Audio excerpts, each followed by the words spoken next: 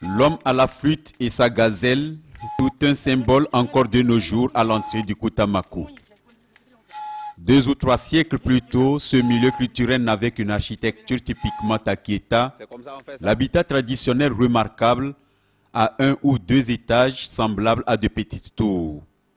Dotés de 3 chambres, 3 greniers et du sanitaire à l'étage, ce sont des édifices qui renferment au rez-de-chaussée tout le nécessaire pour le quotidien des Batam Mariba.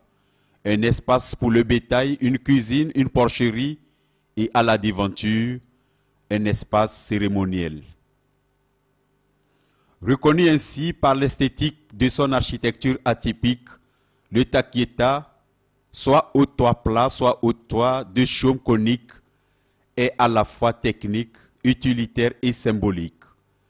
Unique en son genre, il est le résultat du génie créateur des Batam Mariba, ce qui façonne la terre ou les bons maçons, traduit littéralement selon les anthropologues. Mais aujourd'hui, Kutamagu ne garde plus de son authenticité que de vieilles tata.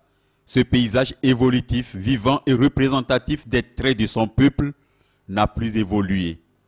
De nouvelles tatas se construisent très rarement.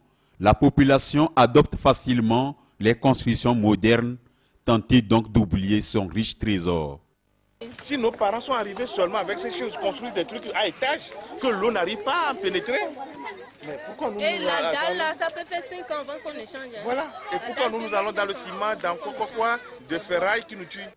C'est l'histoire des Batam Mariba qui s'écrit toujours, mais à ne pas ignorer qu'à chaque peuple de défendre son identité. Les tatas, c'est à la population d'arranger. On vient qu'on a déjà payé au niveau du site, donc on ne paie rien.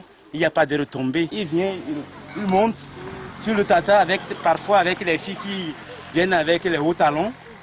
Ça trouve nos maisons, on doit les réparer. Bon, rien ne tombe et on dit que c'est à l'État. La maison, c'est une propriété privée. Comme on le voit actuellement, le vrai est mélangé du faux. Il y a beaucoup de ces constructions,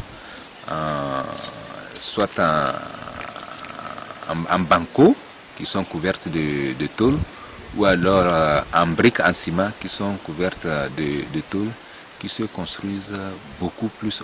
Donc cela entame vraiment l'authenticité même de ce site.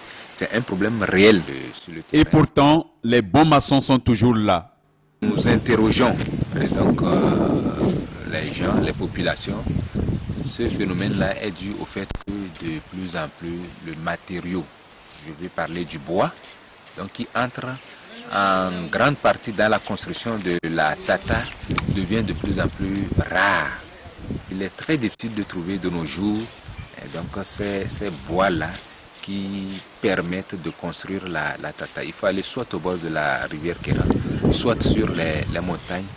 Cependant, vu la valeur de ce site et le message qu'il véhicule, aucune raison ne pourrait justifier son péril. Il faut dès maintenant des actions urgentes. Il est plus que urgent de mettre à disposition de ces populations à moyen terme cette ressource afin de pouvoir enclencher la relance de la construction des tatas. La production du néré est facile, seulement il faut prendre certaines dispositions préliminaires au moment de l'installation de sa pépinière. Et nos expériences ont démontré que le néré planté, le néré reboisé peut commencer sa production dans les 7 ans à venir. Le site est ainsi menacé par la dégradation avancée des essences forestières qui constituent l'armature de la construction du takieta. Et si l'on n'agit pas dès aujourd'hui, c'est le modernisme qui prendra le dessus aux grandes dames du patrimoine.